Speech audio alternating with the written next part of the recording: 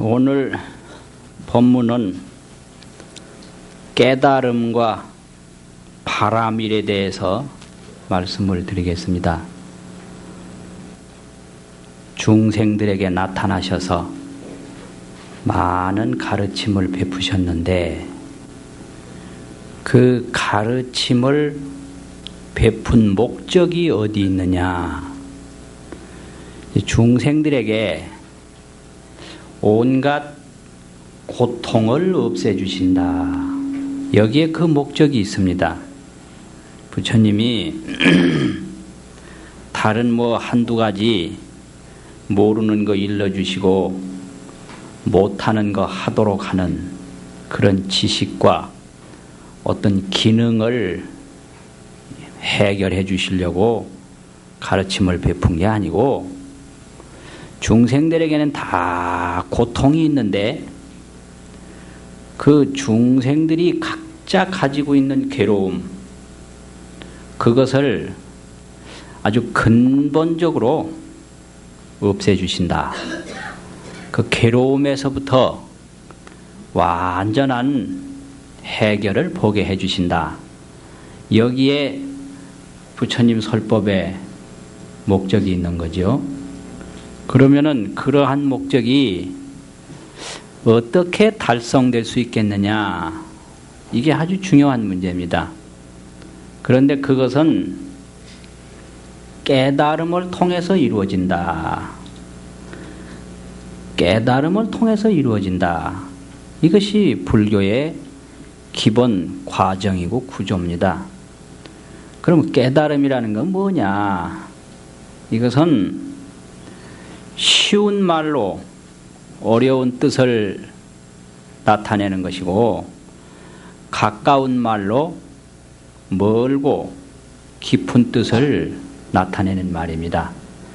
가령 귀중한 보물을 호주머니에 가지고 있으면서 그것이 자기 주머니에 있는 줄 모르고 온갖 곳을 애타게 찾아다니다가 어느 날 갑자기 그 보물이 주머니에 있는 줄 알았다.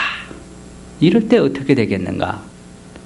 지금까지 헛되게 보물을 찾던 고통은 없어져 버리거든요. 마치 그러한 것과 같은 겁니다. 중국에 많은 나라 중에 긴나라라고 하는 나라가 있는데, 아주 옛날에 나무목변에 몸기한 긴나라, 그 나라가 있는데, 그 나라 사람들은 하늘이 무너질 것을 걱정해서 항상 두 손을 머리 위로 받치고 다녔어요. 저 넓은 하늘이 무너지면 다 죽는다 이거죠. 그래서 하늘 무너지지 말라고 늘 손을 머리 위로 받치고 다녔는데, 그래서 그 다음에 쓸데없는 걱정하는 걸 기우라고 그래요. 기우. 근데 그네들이 왜 그 무겁게 힘들게 손을 위로 향해 가지고 다녔을까? 그것은 간단하죠. 하늘이 꼭 무너지는 줄로 알고 그랬거든요. 그런데 그분들이 저 하늘이라고 하는 것은 무너질래야 무너질 수가 없는 것이고, 누가 무너뜨릴래야 무너뜨릴 수가 없는 것이다. 이렇게 하늘의 그 근본 바탕을 확실하게 알았다면 제발 하늘을 바치고 다니라고 해도 바치고 다닐 수가 없었겠죠. 다만 그렇게 손을 위로 바치고 다닌 것은 안 무너지는 하늘을 무너질 줄로 알았기 때문에 그렇다 이 말이죠. 이제 그런 것이 깨달음입니다. 그래서 하늘은 도저히 무너질 수가 없다, 이걸 알았다면 지금까지 하늘 바치고 다니는 고통은 일시에 없어지는 거지요. 그리고 이제 사람은 다 꿈을 꾸는데 꿈속에서 사자한테 쫓기기도 하고 도망가다가 넘어지기도 하고 구렁에 빠지기도 하고, 또 그렇기 때문에 배도 고프고 춥기도 하고 병도 나고 무섭기도 하고 온갖 고통에 시달리다가 그 꿈으로부터 탁 깨어났다면은 그 꿈으로부터 탁 깨어나는 순간에 꿈속에서 받았던 온갖 고통은 일시에 사라진다 이 말이죠. 그건 꿈이었기 때문에. 그러므로 이 깨달음이라고 하는 것은 아주 간단하고 쉬운 말로 굉장히 깊고 넓은 뜻을 말하는 것이 깨달음이다 이게요. 그러나 실제 그 깨달음이라고 하는 속에 들어가 보면 그게 간단한 게 아니에요. 깨달음이라고 하는 말은 쉬운 말이기 때문에 그 말을 쉬운 말로 생각하지 말고 내용을 직접 들어가 보면 간단한 게 아니다 이런 말입니다. 그래서 보통 꿈 깨는 거, 보통 자기가 가지고 있으면서 자기가 찾는다. 우리말로 뭐 어분 애기를 3년 찾았다. 아이를 등에 업고 3년을 찾았다 이 말이죠. 어분 애기를. 그리고 3년 찾는 동안에 얼마나 애를 먹었겠어요. 근데 아이는 잃어버린 게 아니다. 이걸 깨닫는 순간에 아이를 통해서 나타나는 모든 고통은 일시에 사라지거든.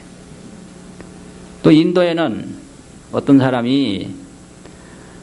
여인이 연야달다라고 하는 그런 여인인데, 연야달다. 하루는 화장을 한다고 거울을 보는데 자기 얼굴이 거울 속에 들어가 있는 거예요. 그래서 큰 겁이 났습니다. 내 머리가 거울 속에 들어있다.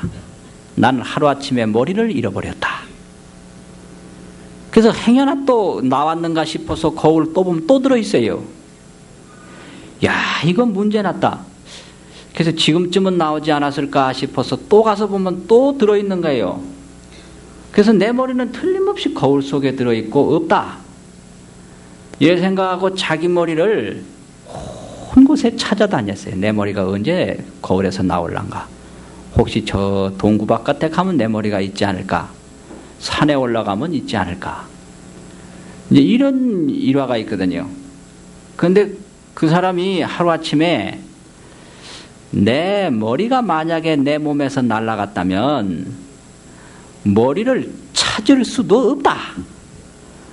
바로 내 머리가 거울 속에 들어있다고 걱정하고 돌아다니고 이것저것 보고 찾고 하는 게 바로 내 머리다.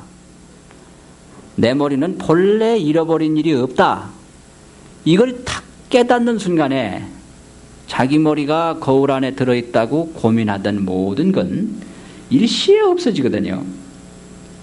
그런 것이 바로 깨달음입니다.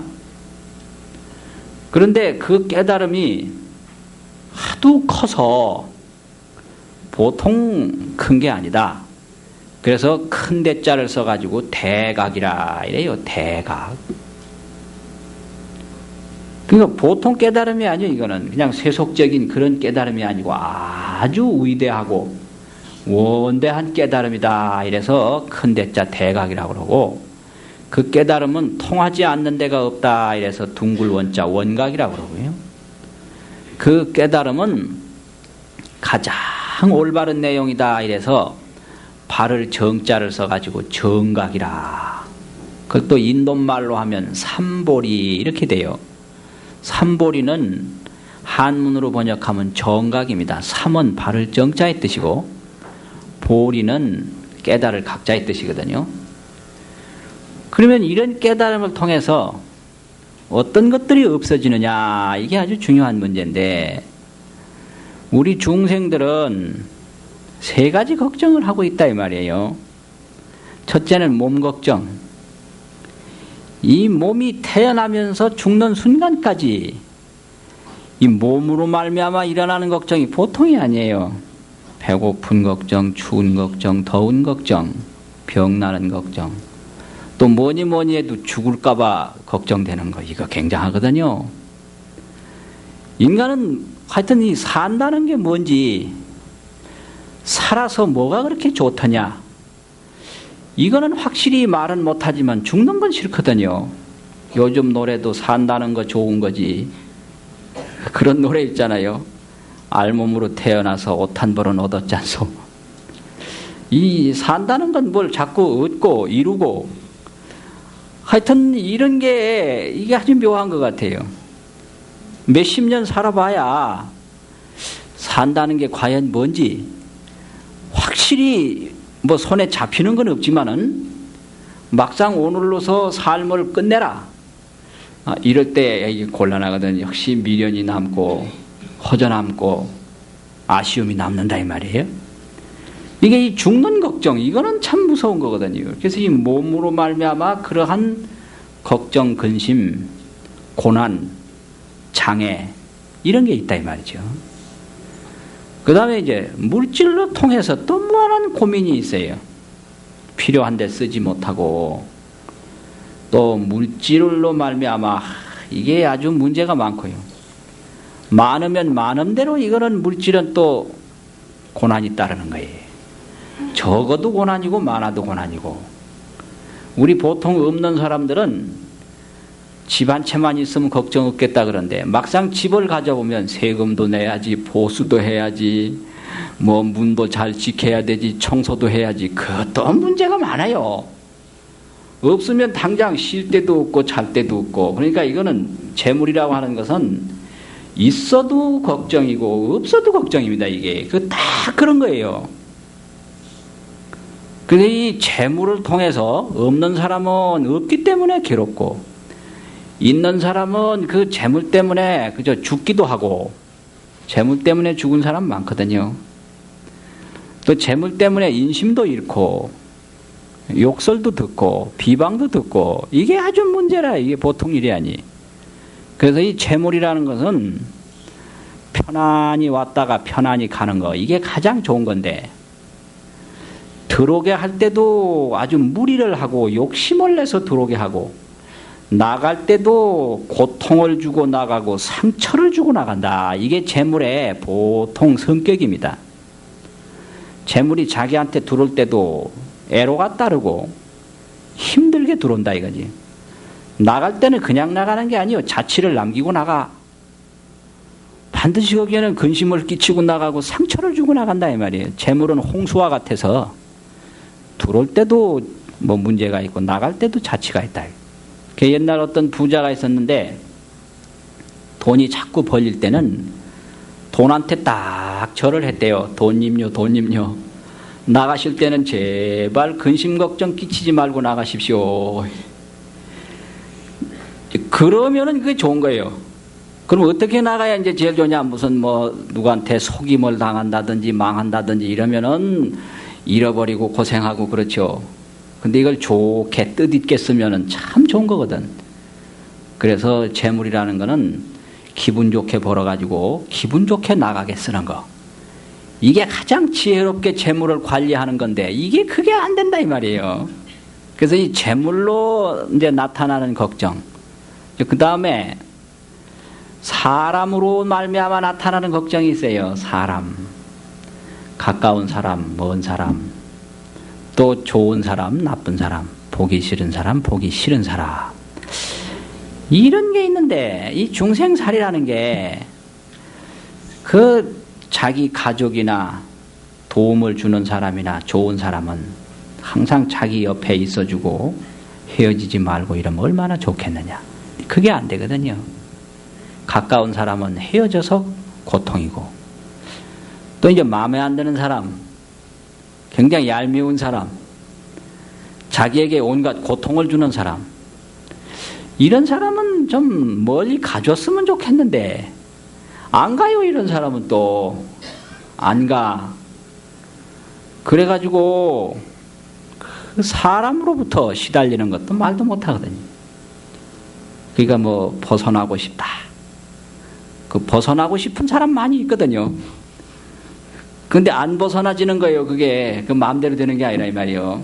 자기 뜻대로 되는 게 아니다. 또 만나고 싶다. 그래서 또 만나지 못하고 벗어나고 싶은데도 못 벗어나고 이게 우리 중생사라 이 말이죠. 그래서 크게 나누면 이런 근심 걱정, 고난 장애 이런데 찌들려 있고 시달려 있는 것이 우리 중생입니다. 그걸 중생고해라고 그래요. 이렇게 몸 걱정 없고 물질 걱정 없고 사람 걱정 없으면 그 사람 걱정 없는 사람이. 그 오늘날 대부분 보면 이런 걱정이죠. 가족 때문에, 또 누구 때문에, 재산 때문에, 건강 때문에. 그거 외에 무슨 걱정이 있을 게 있는가 이 말이지. 이런 걱정은 끝날 날이 없는 거예요. 하여튼 이 세상에 태어나면서부터 죽는 순간까지 끝날 날이 없어요. 이제 어느 걱정을 더 크게 하느냐 이 차이지. 이 물질 걱정 없는 사람은 사람 걱정한다든지 가족 간에 화목하지 못할 수가 많거든요. 또 그런 걱정이 없는 사람은 건강 걱정을 한다든지 이 세 가지 중에 반드시 한두 가지는 걱정을 하게 돼 있어요. 그게 언제 끝나나? 깨달음을 통해서 끝난다 이거지. 깨달음이란 건 뭐냐? 죽을라야 죽을 수가 없는 걸 깨달아요. 그게 생명의 본바탕이에요. 그러면은 이 죽는다는 걱정, 이 몸으로 일어나는 걱정 싹 없어지는 거예요. 죽을래 참 생명이 있고 참 나가 있는데 그 참 생명, 참 나는 죽을래야 죽을 수가 없다. 가령 돌멩이나 나무나 이런 그릇들은 깨면 깨지지만은 허공은 이건 아무리 깨려고 해도 불로 태워도 깨지는 게 아니고 물에 집어넣어도 썩는 게 아니고 아무리 세월이 지나가도 변하는 게 아니다. 막 이런 식으로 알면은 그걸 일러서 불생불멸이라 이래요. 그러니까 이 참생명이라고 하는 것은 불생불멸, 더 불어나는 것도 아니고 줄어드는 것도 아닌데 우리는 이 덧없이 생겼다가 덧없이 없어지는 그런 그림자와 같은 생명밖에 모른다 이거죠. 이것은 마치 꿈속에서 느끼는 그런 것과 같다. 그래서 참 생명은 우리가 알지 못하고 그림자와 같은 생명에 항상 매달려서 자나 깨나 고민하고 근심한다. 이제 이런 내용입니다. 그러니까 그런 참 생명을 아는 순간에 그 살고 죽고 하는 이런 그 몸으로 일어나는 걱정은 없어져 버린다. 이걸 생사해탈이라고 그래요. 이 몸을 통해서 일어나는 그 모든 것이 다 없어지는 걸 생사해탈이라고 그러거든요. 해탈이라는 건 그런 모든 문제가 해결됐다 이런 얘기죠. 이제 그 다음에 물질 걱정이라고 이제 이래 하는 거는 이 물질이라고 하는 것이 다 구름같이 모였다가 구름같이 흩어지는 건데 그래서 모이는 것도 편안하게 모이게 하고 흩어질 때도 편안하게 흩어지게 하면은 사람이 물질의 주인이 되면 상관이 없는데 우리 중생은 어리석음과 탐욕이 있어서 물질을 사람의 주인으로 섬기게 돼요. 이게 문제예요. 물질 자체가 전혀 나쁜 것도 아니고 대단한 것도 아니거든요. 구름처럼 모였다가 구름처럼 흩어지는 게 물질이다. 그지? 그래서 좋은 것도 아니고 나쁜 것도 아닌 게 물질인데 이제 사람들이 그 물질의 주인 노릇을 못 해가지고 물질에 얽매이게 돼요. 그래서 물질을 주인으로 섬기고 물질을 왕으로 섬기게 되니까 자기가 그 물질의 종이 되고 물질의 부하가 된다 이 말이죠. 그래서 이 물질 때문에 자나깨나 근심이에요. 가정부라 일어나는 대부분도 이 재물 문제, 돈 문제 때문에 많이 싸움들 하죠. 돈 많이 썼다고 뭐라 그러고 또 돈 적게 준다고 뭐라 그러고 이거 알고 보면 웃은 거예요. 그러고 손해봤다고 괴롭고 또 좀 이익 생겼다고 너무 즐거워하다가 또 병나요. 어떤 거지 하던 사람이 주택 복권이 엄청난 금액이 이제 당선이 됐는데 하도 좋아하다가 혈압이 올라서 죽었대요. 그러니까 이제 편안히 왔다가 편안히 가게 하면 그게 도인이에요. 공정하고. 그럼 탈이 없어요. 그러니까 물질 자체가 절대 나쁜 건 아닙니다. 거기에 휘말리는 마음이 부족해서 사고가 나는 거거든요.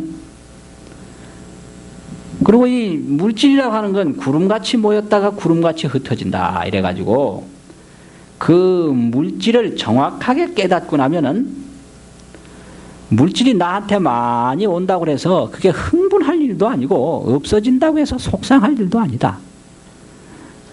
그래서 손해본다, 이익본다 이런 생각이 없어져 버려요. 이 깨달음을 통해서. 그럼 우리는 전부 이 마음속에 손해봤다, 억울하게 당했다, 속상하다. 대부분 중생들 마음속에 그런 게 있습니다. 어릴 때 그 좋은 부모 밑에서 행복하게 자란 사람도 가만히 그 생각 속에 들어가 보면은 나는 억울한 일을 많이 당했다.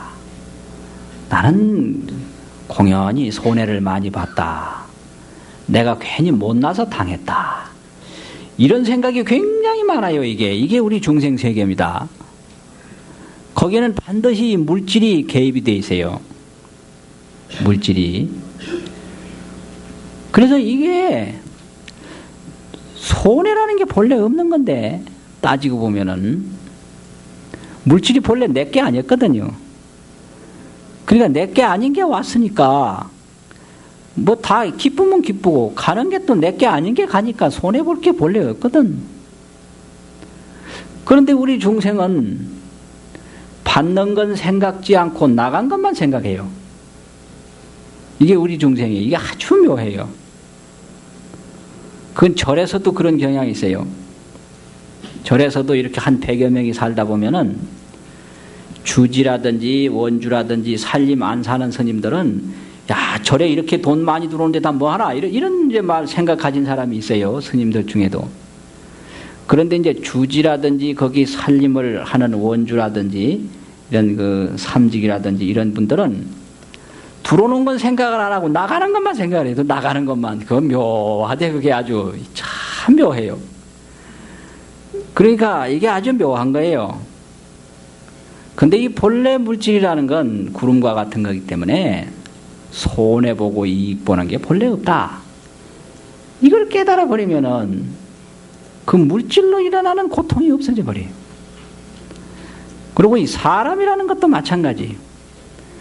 사람이 모였다 흩어지는 것도 다 인연 따라서 모일 수 있는 사람 모이고 갈 수 있는 사람은 가니까 오는 사람 편안히 맞이하고 가는 사람 편안히 보내주면 되는데 그게 마음대로 안 되는 거예요. 오기 싫다는 사람 억지로 오라고 붙들고, 그렇죠. 또 가는 사람 자꾸 가지 말라고 또 붙들고 얽매여요. 이렇게 얽매이면 얽매일수록 고통이 점점 큰 겁니다. 그런데 그런 것이 말로 아무리 어떻고 설명해봐야 안 돼요. 되는 게 아니에요. 어떻게 해야 되느냐? 깨달음을 얻어야 된다 이 말이죠. 깨달음. 깨달음을 얻게 되면은 자연히 이 몸에 나타나는 고통, 재물에 나타나는 고통, 사람에 나타나는 고통이 일체 없어져서 그걸 해탈열반 이렇게 얘기를 해요. 그게 깨달음입니다. 그러면 그런 고통만 없어지느냐? 그게 아니고 무한한 복덕이 생겨요. 복덕이 이루어진다 이 말이죠.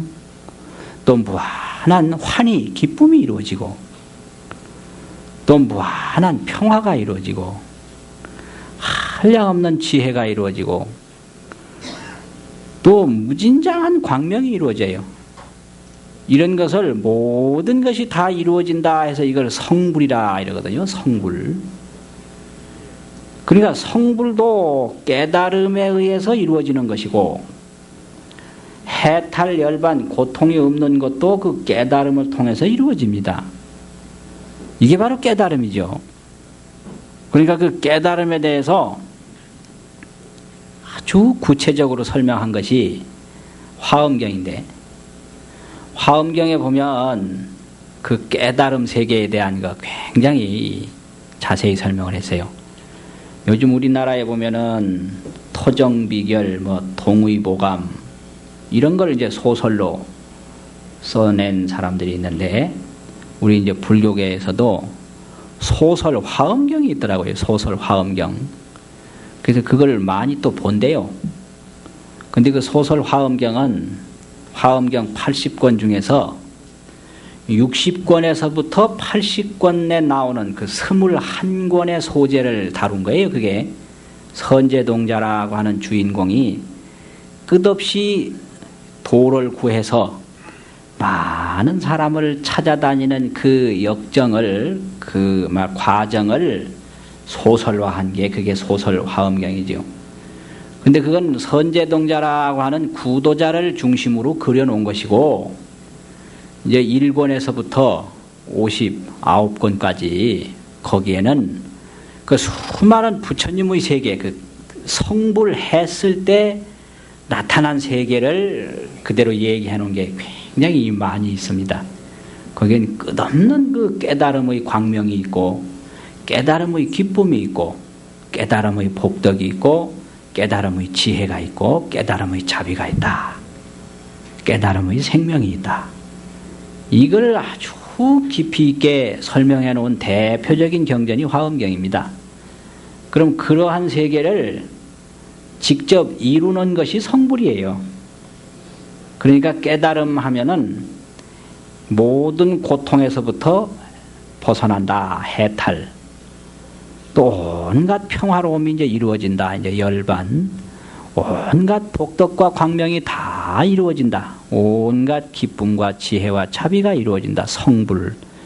여러 가지로 표현이 되어 있는데, 그게 알고 보면 전부 깨달음에서 나오는 거죠. 그럼 그런 깨달음을 얻기 위해서는 어떻게 해야 되느냐? 온갖 공덕을 성취해야 되는데, 그 공덕을 한마디로 말해서 바라밀이라고 그럽니다. 바라밀. 바라밀이라고 하는 것은 이룩한다 이런 뜻인데요. 구체적으로 나타낸다. 요즘 어려운 말로 구현시킨다. 성취시킨다. 실현시킨다 이런 뜻이에요. 구체적으로 직접 해내는 거, 이루어내는 거, 그걸 말합니다. 그래서 보시를 한다 이러면 이걸 보시 바라밀이라고 그래요. 보시를 직접 했을 때, 또 계법을 잘 지켜서 실현시켰다. 계법을 내가 몸소 잘 실천했다. 그러면 이걸 지계 바라밀. 계를 지키는 걸 지계라고 그러죠. 지계 바라밀. 어떠한 그 화나는 일이 있어도 절대 화를 안 낸다. 이걸 인욕 바라밀 이럽니다. 그냥 인욕 그러면 참음 이런 명사인데, 내가 참아냈다 이럴 때 이거 인욕 바라밀이 돼요. 또 부지런히 노력하는 걸 정진 이러는데, 노력을 실제로 하는 거, 노력을 해냈을 때 이걸 정진 바라밀 이러거든요. 참선 그러면 이제 마음 닦음 이래 되는데, 실제로 이제 마음을 번뇌망상 없이 잘 닦아냈다. 이게 바로 이게 선정 바라밀. 그러면 이런 거에 모든 게 어디서 나오느냐? 그 참다운 불심, 그 참다운 지혜로움에서 나온다. 이걸 반야바라밀 이러거든요. 그러니까 반야바라밀 안에는 온갖 공덕바라밀이 다 포함이 된 거예요. 반야바라밀은 비유를 해서 말하면 나무의 뿌리와 같다 이런 뜻입니다. 그 나무 뿌리에서 줄기가 나오고 잎이 피고 꽃이 피고 열매가 맺는 것처럼 모든 바라밀이 반야바라밀에서 나온다 이 말이죠. 모든 공덕이 그 불심을 이룩하고 원력을 이룩하고 그 공덕을 짓고자 하는 그런 서원에서 나오기 때문에 모든 84,000 바라밀이라고 그러는데 84,000 공덕행, 바라밀은 한마디로 말하면 공덕행이다 이 말이에요. 공덕을 지어가는 행위다 이건데, 그 한량없이 많은 공덕행의 근본이 반야바라밀이니까 그걸 반야바라밀 이럽니다. 그러니까 깨달음이라고 하는 것은 그 많은 삼보리인데, 그 삼보리는 정각이라고도 번역을 하고 대각이라고도 번역을 하고 원각이라고도 번역을 하는데, 이것이 그냥 하니까 너무 약한 것 같아서 안욕따라 삼맥삼보리 이렇게 말을 해요. 인도말로 안욕따라 삼맥삼보리. 이거는 무상정등정각이라고 해서 한없이 높고 한없이 평등한 그런 올바른 깨달음이다. 이게 안욕따라 삼맥삼보리입니다. 이 안욕따라 삼맥삼보리는 온갖 고통이 다 해결됐고 온갖 기쁨과 복덕이 다 이루어졌다. 이걸 뜻하는 거죠. 그렇게 된 분들이 누구냐? 부처님이다. 그래서 삼세제불은 덕안욕따라 삼맥삼보리라. 반야심경에 그렇게 되어 있어요. 과거나 현재나 미래나 온갖 부처님들은 모두 다 안욕따라 삼맥삼보리를 얻으신 분들이다. 이 말이 삼세제불 덕안욕따라 삼맥삼보리 이 말이거든요. 그럼 안욕따라 삼맥삼보리가 어디서 나오느냐? 반야바라밀다에서 나온다 이 말이죠. 반야바라밀. 그 반야바라밀은 한량없는 공덕행위 된다 이 소리예요. 그러니까 우리가 깨달음을 얻어야만이 그 모든 고통에서 다 해결이 되고 온갖 그 기쁨을 다 이룩한다 한다면은, 불교는 인연법이니까 어떻게 하면 그럼 깨달음을 이루느냐? 바라밀행을 통해서 이루어진다 이 말이죠. 바라밀행. 그 바라밀행이 다 반야바라밀에서 나오니까 그게 바로 반야바라밀이 보시바라밀로도 나오고 정진바라밀도 나오고 선정바라밀도 나오고 원력바라밀, 하여튼 좋은 것을 이루어가는 건 전부 바라밀이에요. 그걸 이제 한마디로 말하면 반야바라밀이다 이렇게 되는 거지요. 그 반야바라밀을 잘 닦기 위해서는 원을 세워야 되는 거지, 원. 그래서 이제 원을 잘 세워서 바라밀행을 닦으면 저절로 기쁨이 이루어지고 평화가 이루어지고 복덕이 이루어지고 여러 가지 넉넉함이 이루어져서 그 삶의 의미를 알게 되고 마음에 그런 안정을 찾게 되는 것, 이것이 바로 불자의 행복입니다. 그런데 우리나라에는 신라시대 때부터 부처님하고 인연이 있었다 이런 말이 여러 기록들에 있습니다. 이걸 불연국토라고 해요. 불연국토. 부처님하고 인연이 있는 국토다. 이게 불연입니다.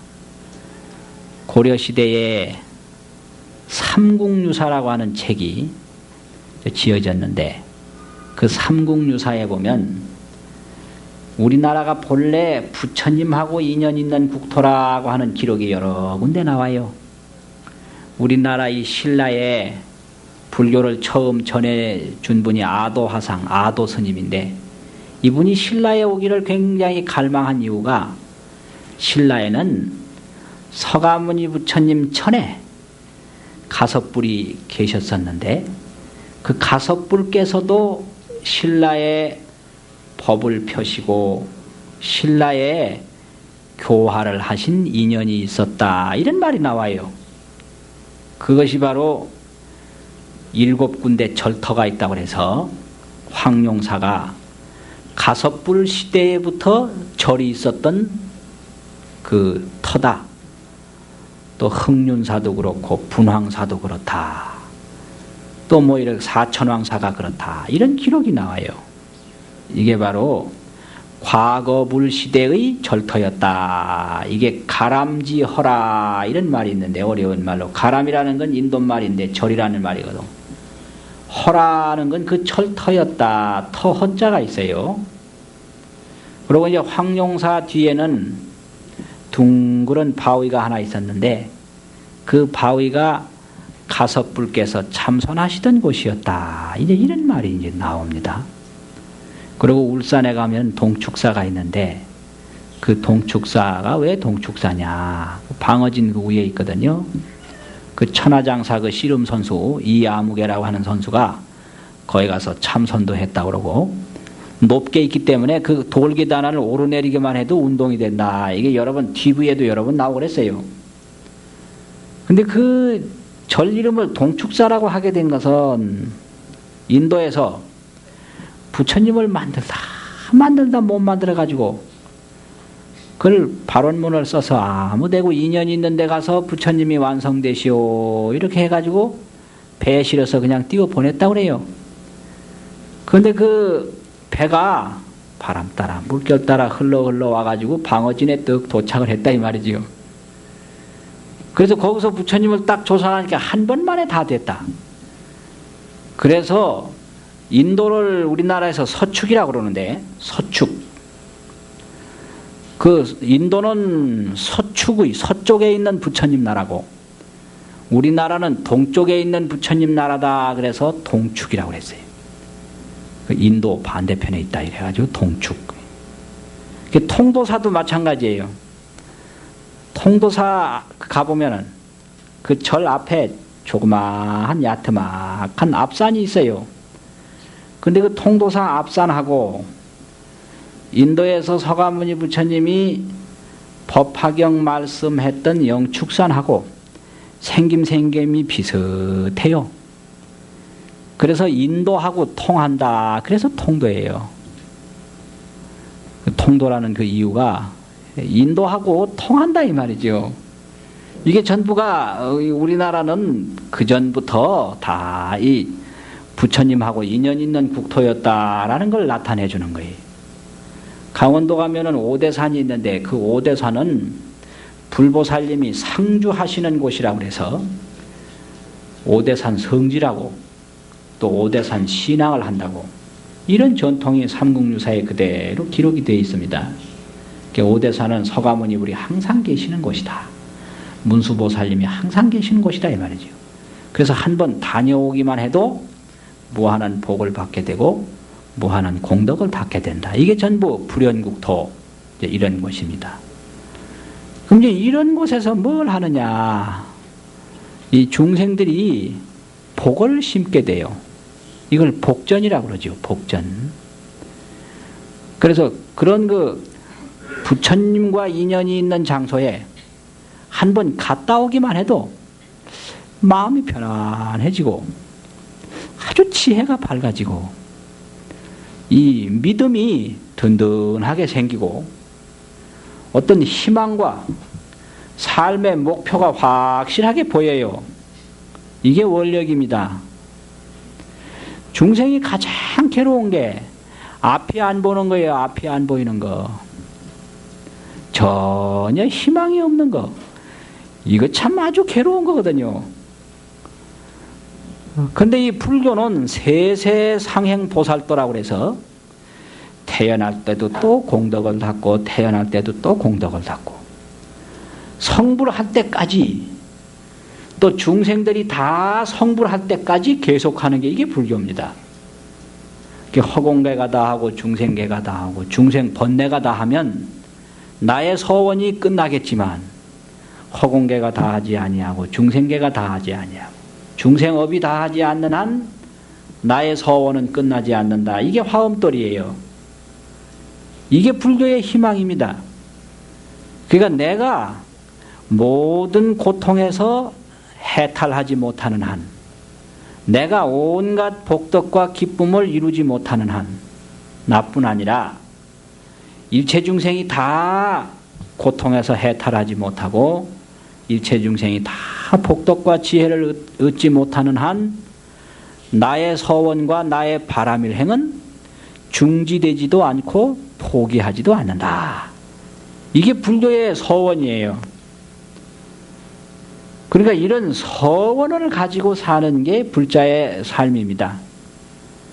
그럼 그런 서원을 가지고 무한한 복을 짓는 게 그게 복전이죠. 복전. 복을 심는 밭이다 이 말이죠. 복복자 밭전자. 그 복전이 뭐냐 그러니까 바로 이 불도량, 부처님을 모신 곳, 이런 부처님과 인연이 있는 국토, 이런 게입니다. 근데 이게 바로 우리말로 하면 절이고 인도말로 하면 가람이에요. 한문으로 말하면 사찰, 사원 이런 건데, 그럼 사원, 사찰, 절, 가람 이런 데서 뭐 하느냐? 그 삼국유사에 보면은 이차돈이라고 하는 분이 신라시대 절을 지으려고 많은 청원을 하고 이 요청을 많이 했는데, 그 이유가 뭐냐면은 수복멸제라 이랬어요. 절이라는 것은 복을 닦고 죄를 소멸시키는 곳이다. 죄라는 건 뭐냐? 고통이에요. 복이라는 건 뭐냐? 기쁨이다 이 말이죠. 그럼 절이라고 하는 것은 중생의 고통을 없애는 곳이다. 또 절이라고 하는 것은 중생이 기쁨을 얻는 곳이다, 이런 뜻입니다.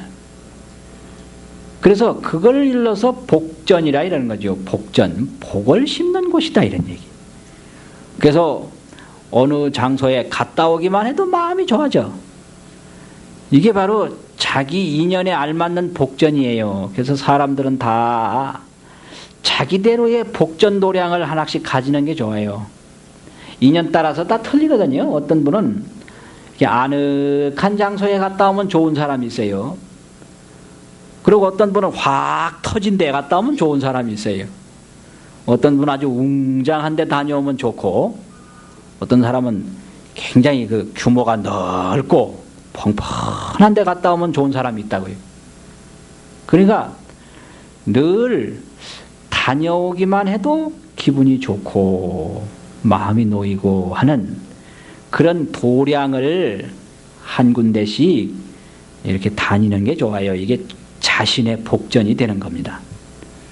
그래서 이제 우리나라에는 일체 중생이 기쁨을 얻고 고통을 소멸하고 이런 소원을 성취하고 이러기 위해서 많은 불도량을 세웠는데, 이게 바로 중생의 복전으로 세운 것이다, 이제 이런 뜻입니다.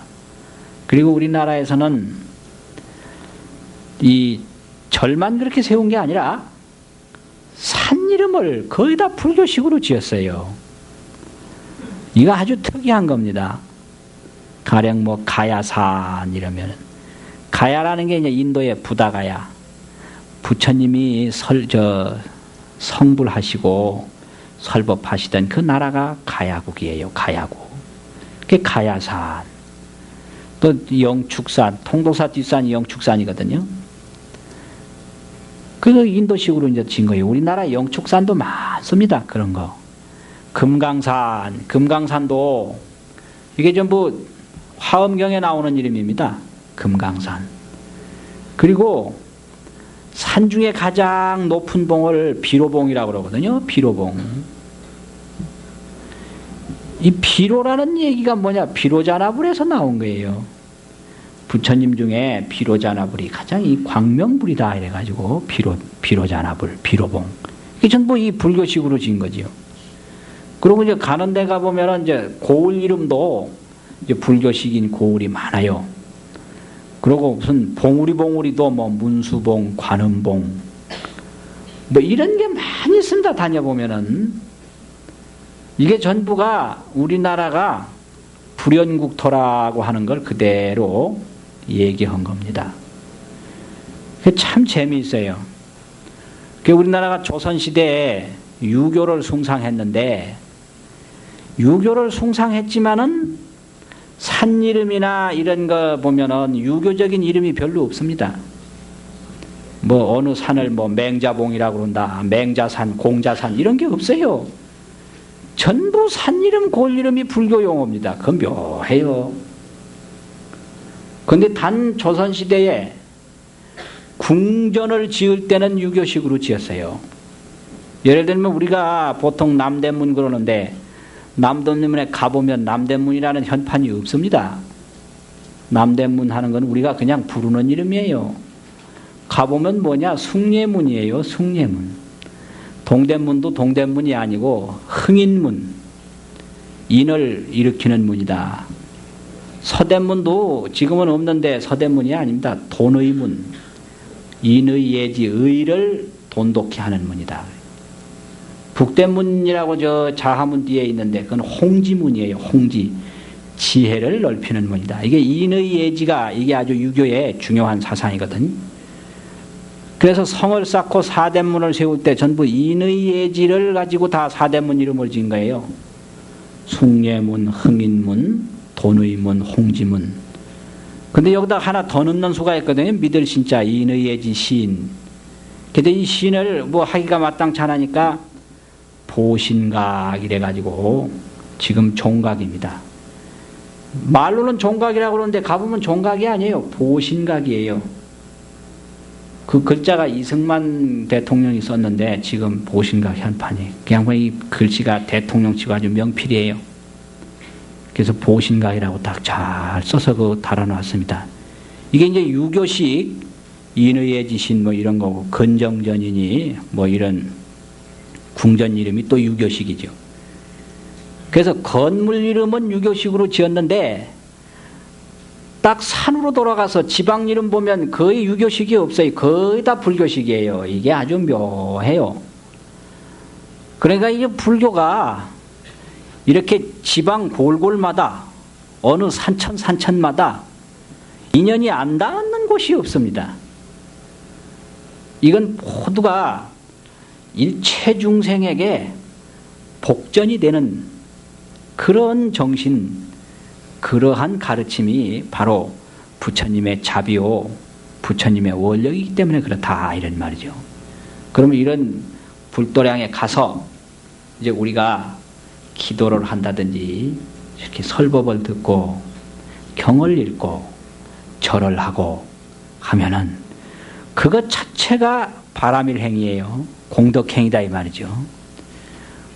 그래서 삶이 허탈해지질 않아요.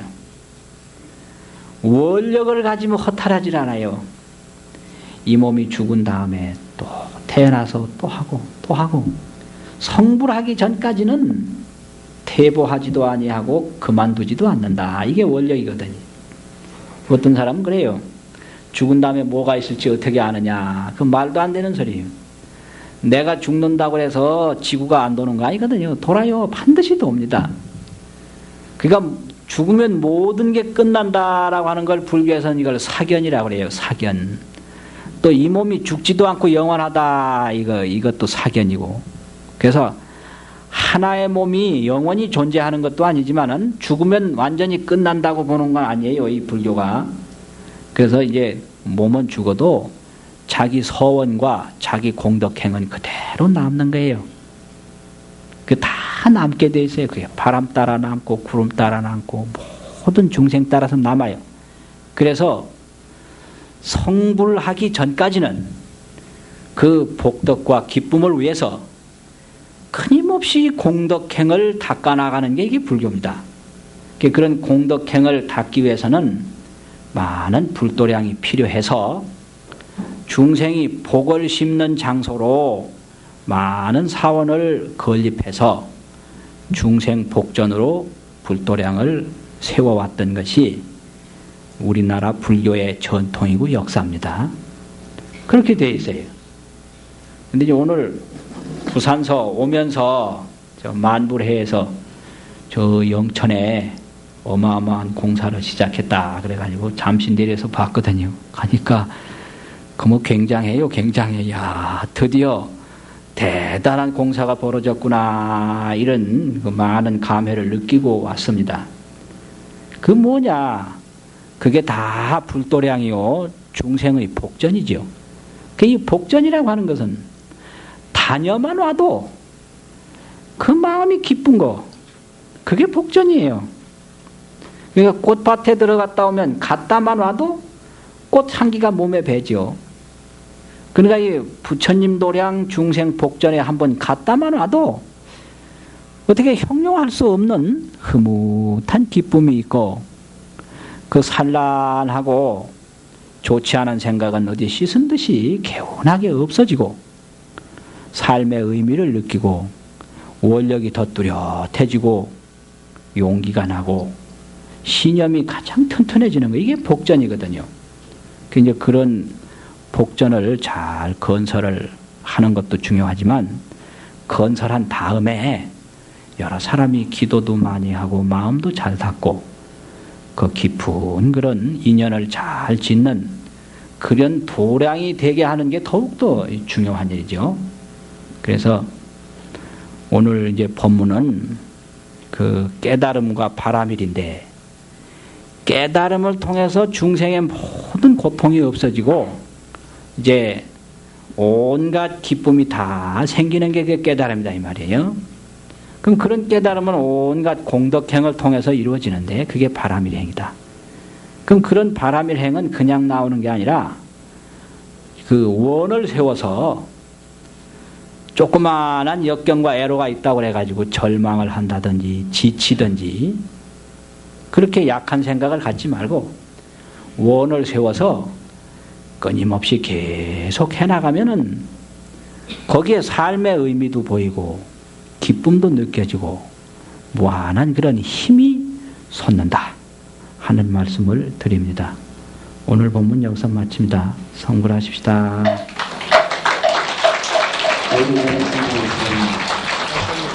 스님, 저기 어제 제가 약속을 했거든요. 뭐예요? 어제 우리 스님 시 한 구절.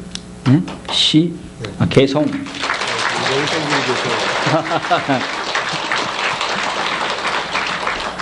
멍텅구리, 이제 그런 게 있는데 멍텅구리 보면 또 한번 해봅시다. 멍텅구리 멍텅구리 모두가 멍텅구리 온 곳을 모르는 그 인간이 갈 곳을 어떻게 안단 말까. 온 곳도 갈 곳도 모르누나 그것도 저것도 멍텅구리 멍텅구리. 올 때는 빈손에 왔으면서 갈 때에 무엇을 가져갈까. 공연한 탐욕을 부리누나 그것도 저것도 멍텅구리 멍텅구리.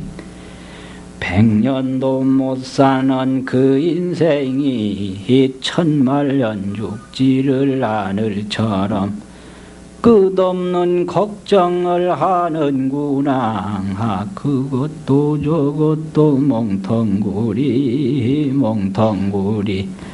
세상의 학자라 하는 이들 동서의 모든 걸 안다대 자기가 자기를 모르누나. 그것도 저것도 멍텅구리 멍텅구리. 멍텅구리 멍텅구리 모두가 멍텅구리 멍텅구리. 감사합니다.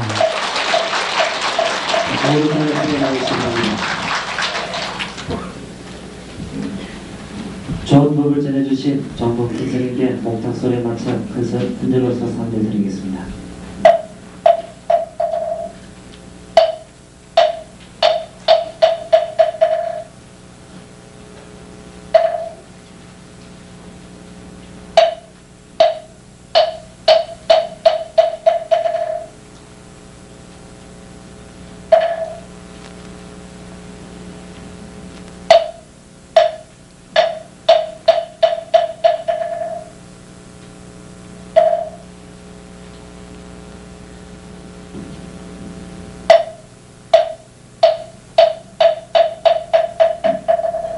다시 한번 뜨거운 박수로.